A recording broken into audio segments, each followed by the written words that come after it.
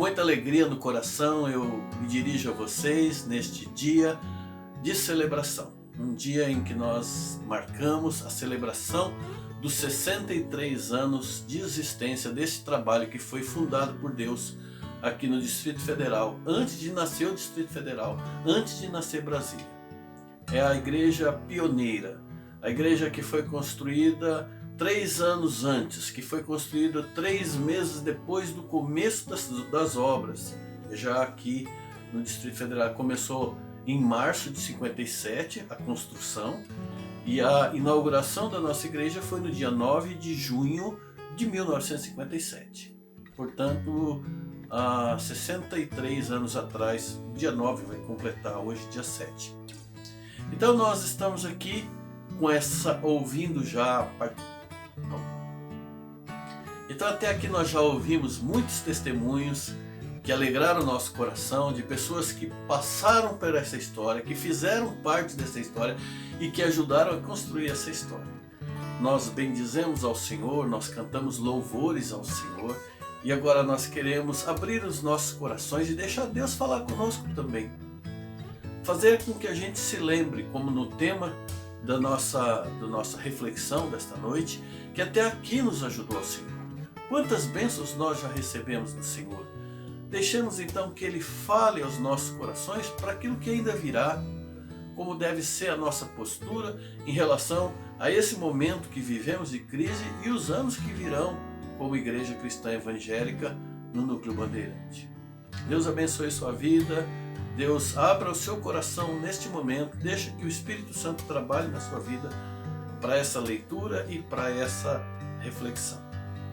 Queria ler com vocês o texto de 1º livro de Samuel, capítulo 7, versículo 1 ao versículo 13. Vieram, pois, os homens de Kiriat Jearim e tomaram a arca do Senhor e levaram para a casa de Abinadab, no outeiro, e consagraram Eleazar, filho dele, para que guardasse a arca do Senhor. E desde este dia a arca ficou em Kiriat Jearim e passou ali muito tempo, chegando a 20 anos. Então toda a casa de Israel suspirou pelo Senhor.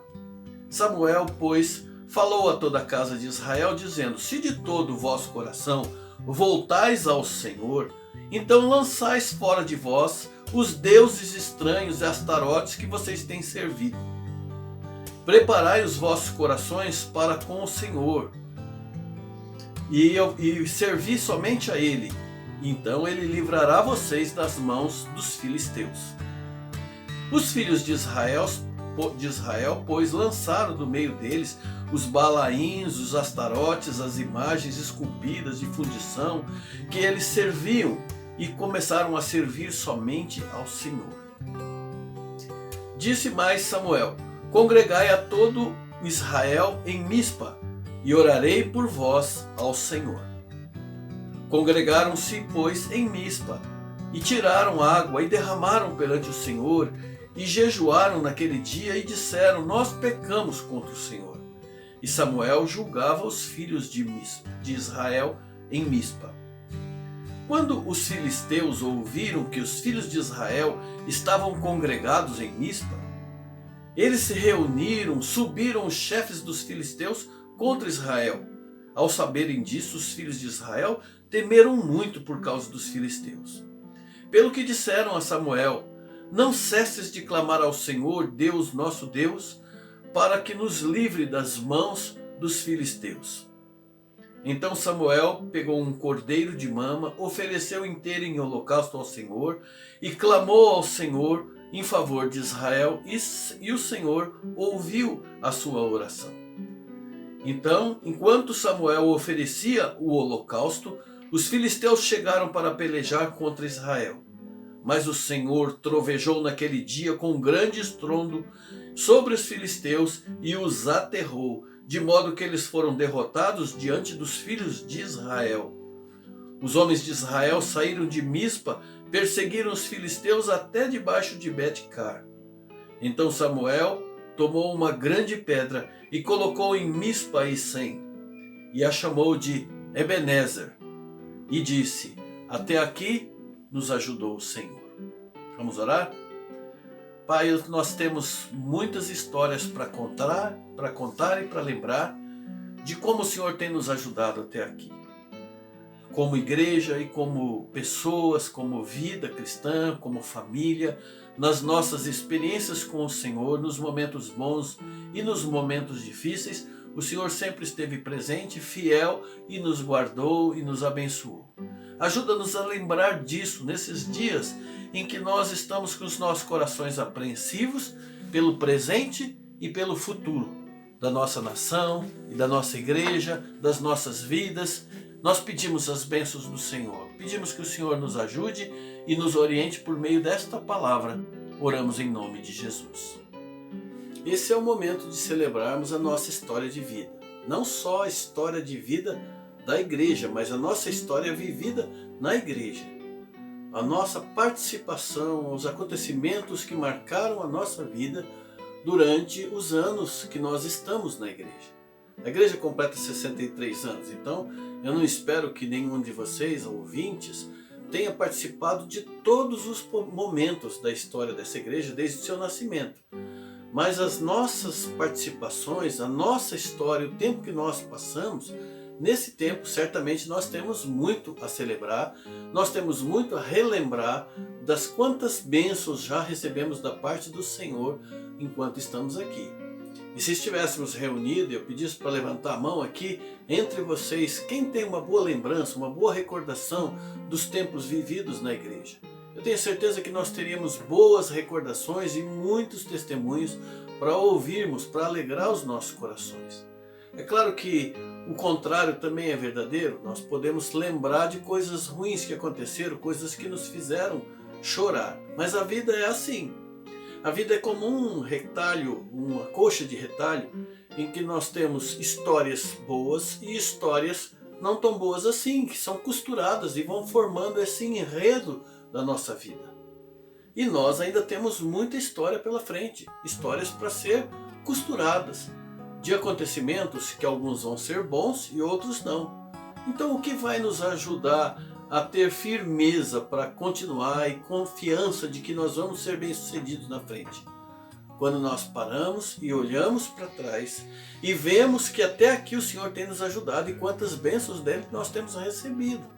Esses retalhos da nossa história vão ser costurados de acordo com as decisões que nós tomarmos.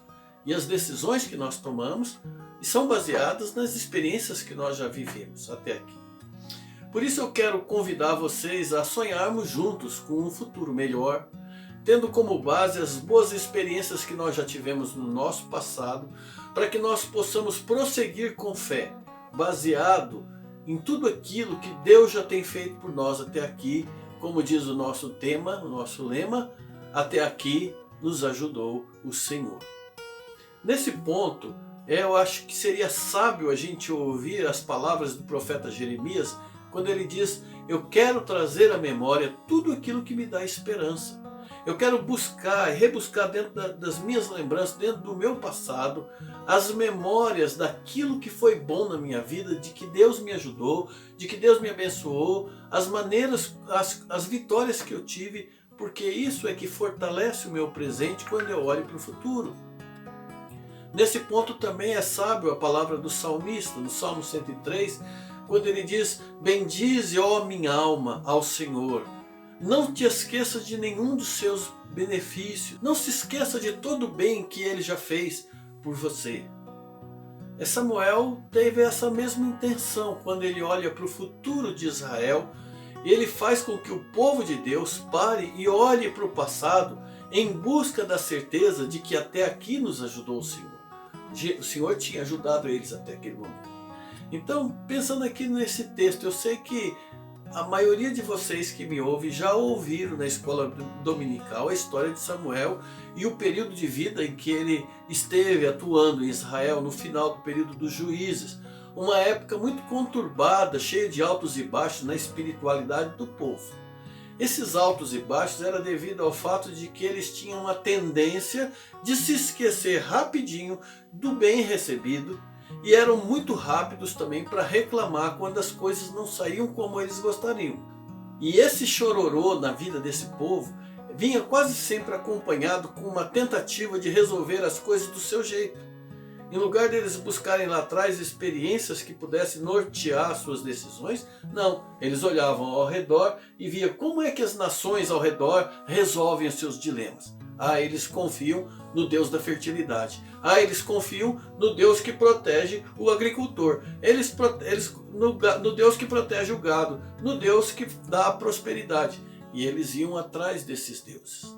E isso fazia com que houvesse uma queda na espiritualidade, na qualidade espiritual daquele povo.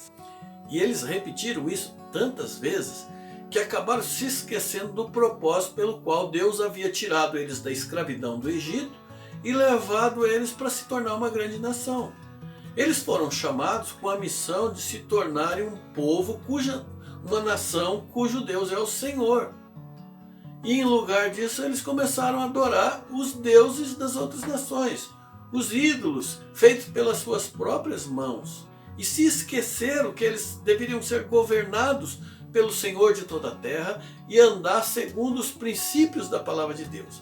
Porque havia uma contrapartida. Deus tinha prometido para aqueles que fossem fiéis que ele daria bênçãos de tal maneira, ele abriria as janelas dos céus e derramaria bênçãos copiosas sobre aquele povo, de tal maneira que as pessoas ao redor, os povos ao redor olhando, sentissem inveja, ficassem admirados e desejassem até, falou, eu quero participar dessa união entre esse povo e esse Deus.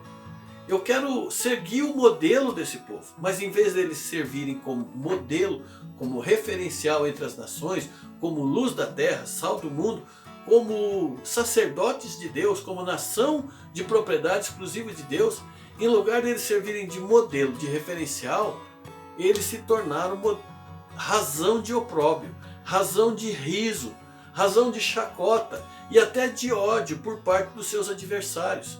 Porque em vez deles serem referencial do mundo, eles se tornaram imitadores de todo mundo, um povo que não tem identidade. Isso tudo porque constantemente eles se esqueciam de todo o bem que haviam recebido da parte do Senhor. E porque eles não se refugiavam no Senhor, porque eles não faziam do Senhor seu escudo, eles ficaram à mercê do inimigo, do ataque do inimigo, ficaram vulneráveis. Porque sem a ajuda de Deus eles não passavam de uns coitados. Se não tiver comunhão com o Senhor, não tem proteção com o Senhor. E na antiga aliança, no Antigo Testamento, o que valia era a lei da reciprocidade. Você é fiel, eu te abençoo. Você é infiel, eu me afasto de você. Deus fazia assim com o povo. E permitia muitas vezes que eles fossem atacados.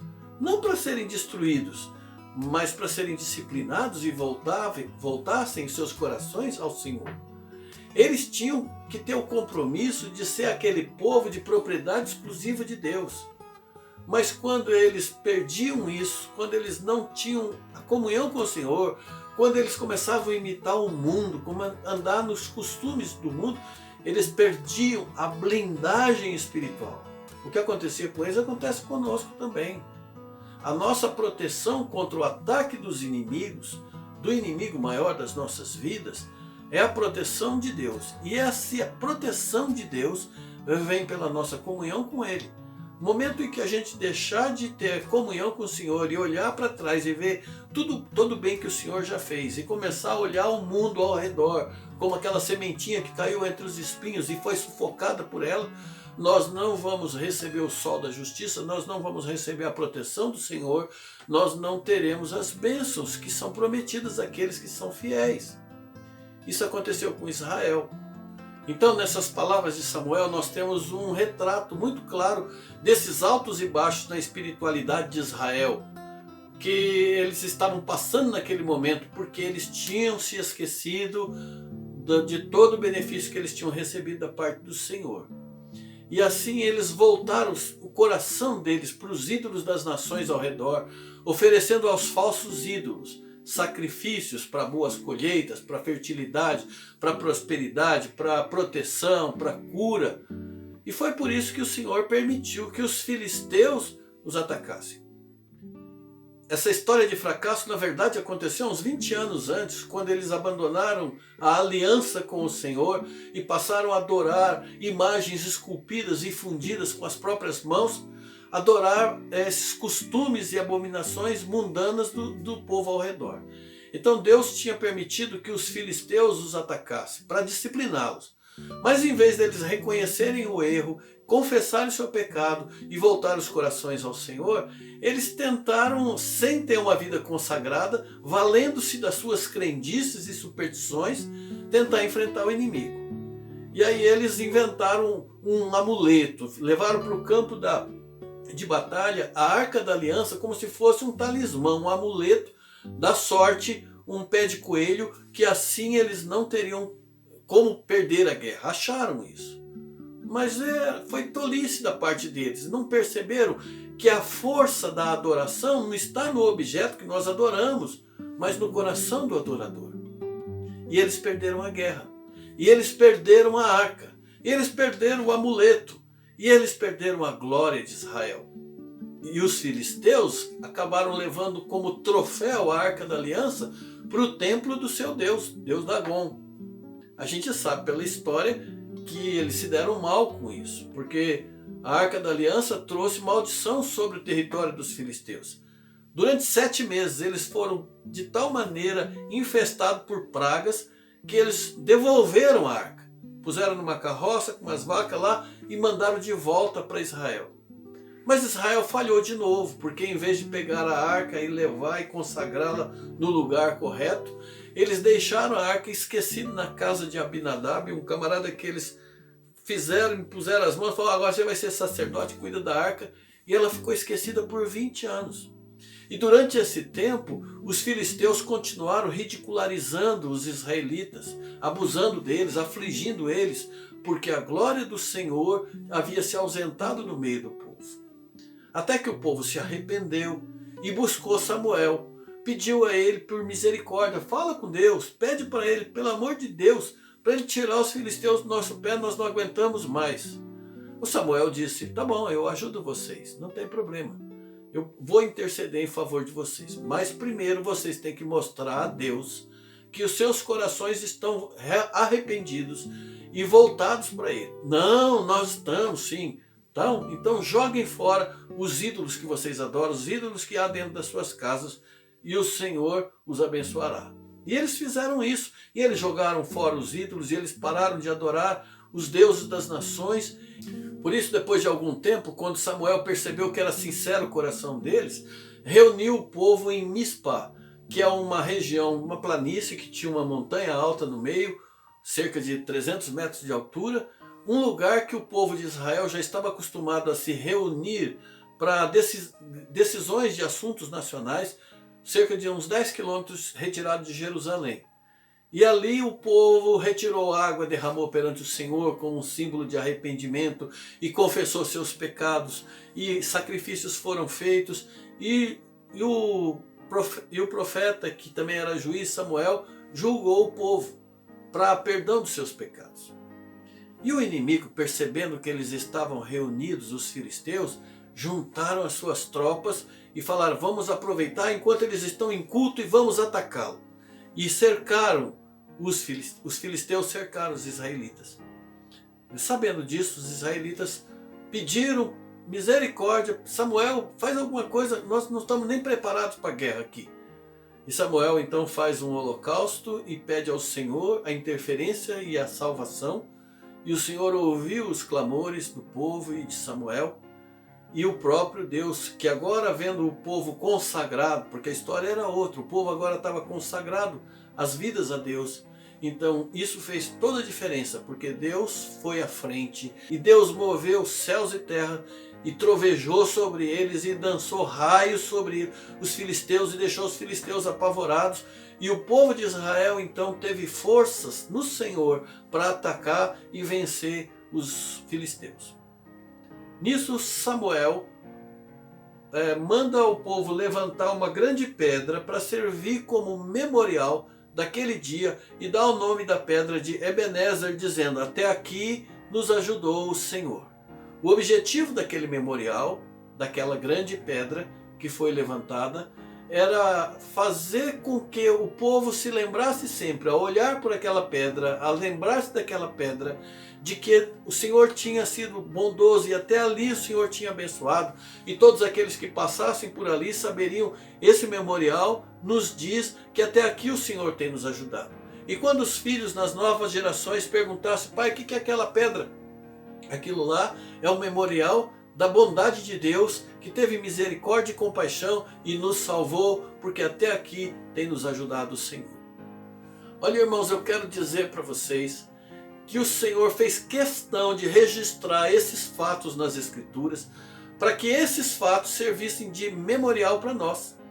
Essa narrativa é um memorial que Deus fez questão de deixar registrado na sua palavra para você e para mim, para servir como um memorial, para que nós possamos nos lembrar sempre, não mais como uma pedra, como essa que está na figura atrás de mim, mas como um marco escrito, lavrado na palavra de Deus em nossos corações, de que vale a pena servir ao Senhor, que vale a pena confiar no Senhor, porque até aqui tem nos ajudado o Senhor. Deus deixou esse memorial lavrado para que nós pudéssemos hoje trazer à nossa memória tudo aquilo que nos dá esperança.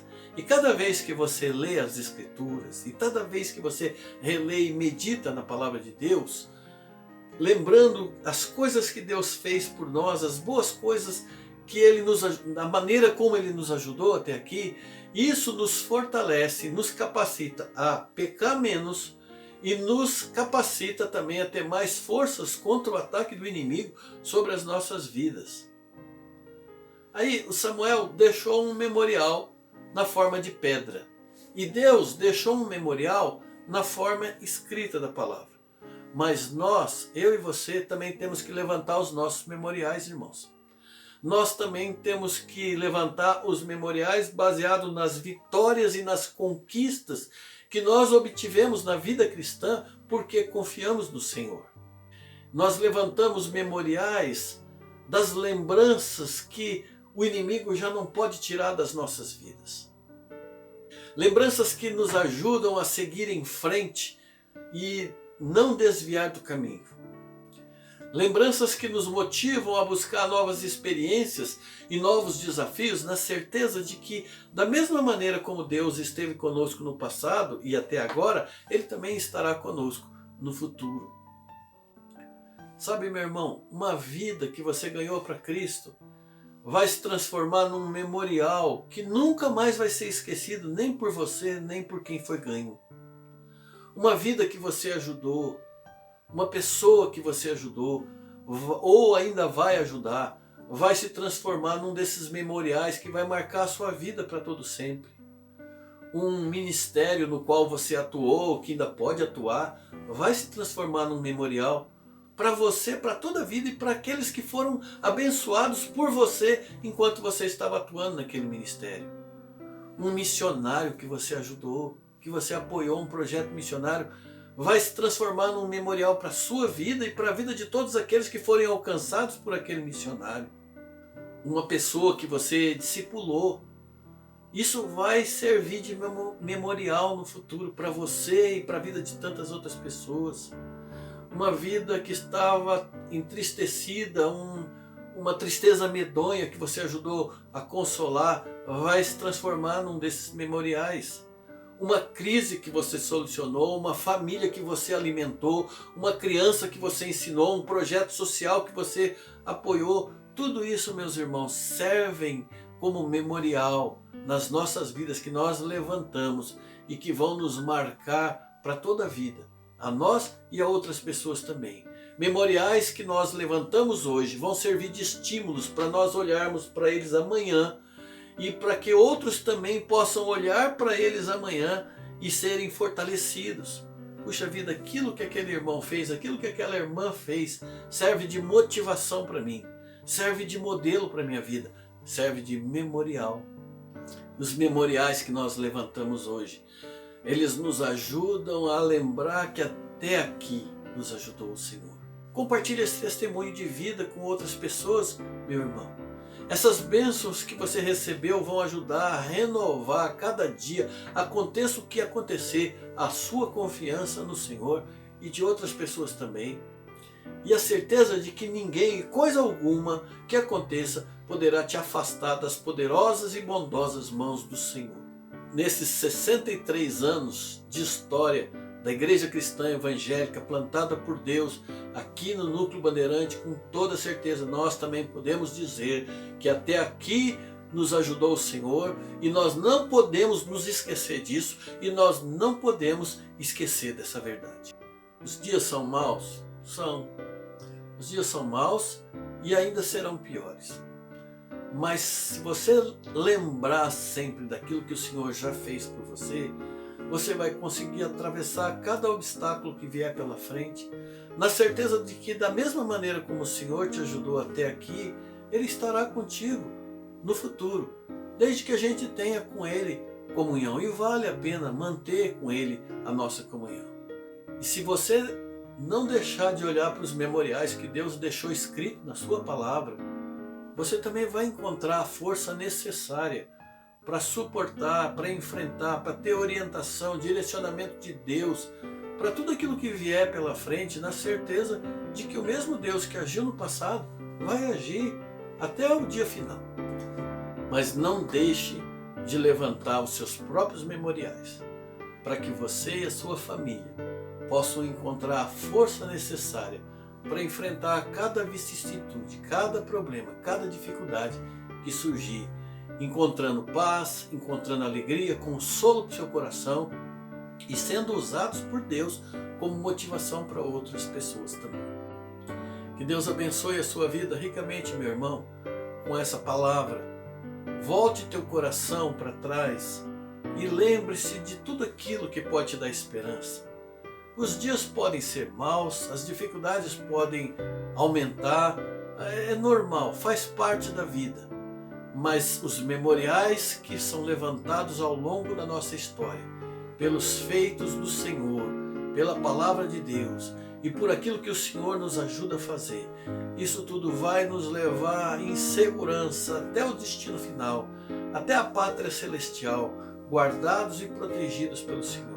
Que Deus abençoe a sua vida e que o Senhor abençoe a nossa igreja, para que nos anos que virão possa contar com o meu apoio, com o seu apoio, com o apoio daqueles que o Senhor tem levantado, para fazer dessa obra um testemunho vivo da glória de Deus, aqui em Brasília, e em todo o Brasil e em todo o mundo. Deus te abençoe.